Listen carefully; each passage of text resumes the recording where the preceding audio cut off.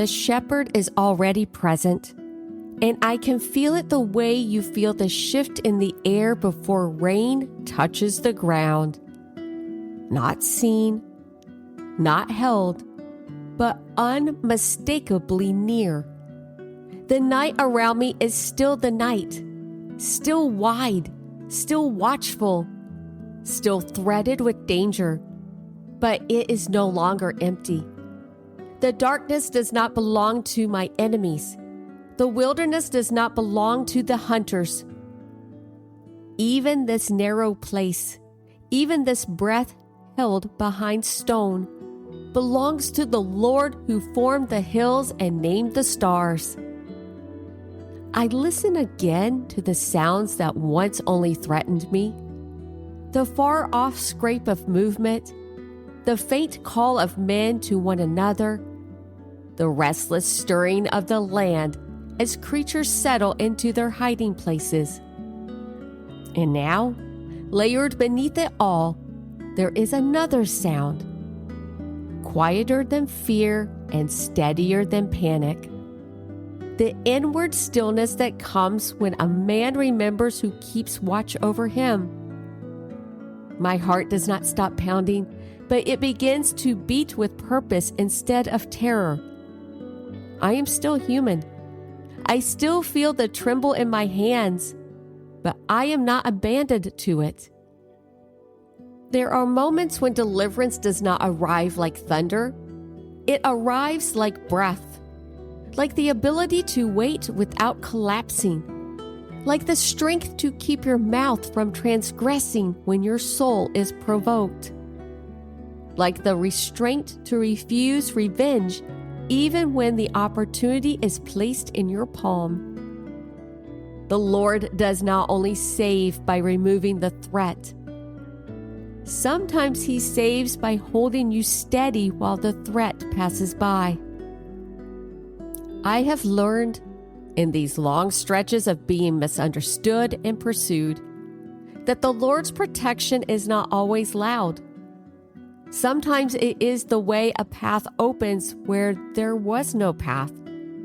Sometimes it is the way a rumor loses its power because truth outlives noise.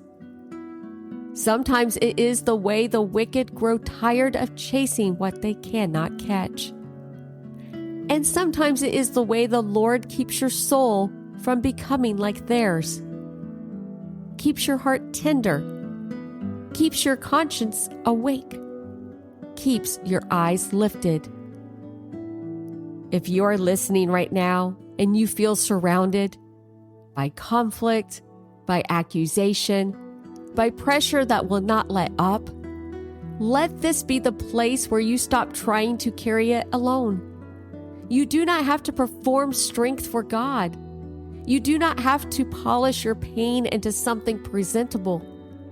You can bring Him the raw truth, the fear, the exhaustion, the confusion, the anger you are trying not to obey. You can ask Him to hear what is right. You can ask Him to look upon your cause with eyes that cannot be bribed. You can ask Him to hold up your steps so your feet do not slip. And when you cannot find the words, let the images carry your prayer. Ask Him to keep you as the apple of His eye, the place He guards without thinking, the center He shields instinctively. Ask Him to hide you under the shadow of His wings, where the sharp things cannot reach you, where the storm cannot strip you bare. Ask Him to arise, not because He has been sleeping, but because your heart needs to see His justice move in real time. I know what it is to want the story to end quickly, to want the chase to stop, to want the enemy to be silenced. But I also know this: the Lord is writing more than an escape. He is shaping a man. He is forming a heart that can carry a future without being corrupted by the past. He is teaching me to desire something deeper than vindication. He is teaching me to hunger for His face. because there is a satisfaction that does not depend on circumstances. There is a peace that does not require an apology from your persecutor. There is a joy that does not wait for the world to admit you were right. It is the quiet, holy contentment of waking again.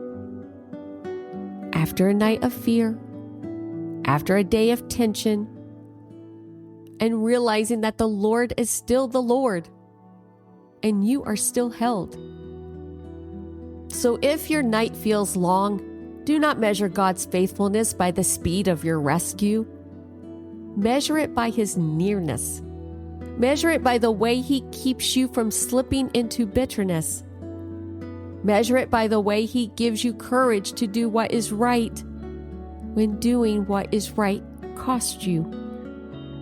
Measure it by the way He meets you in the hush between one breath and the next.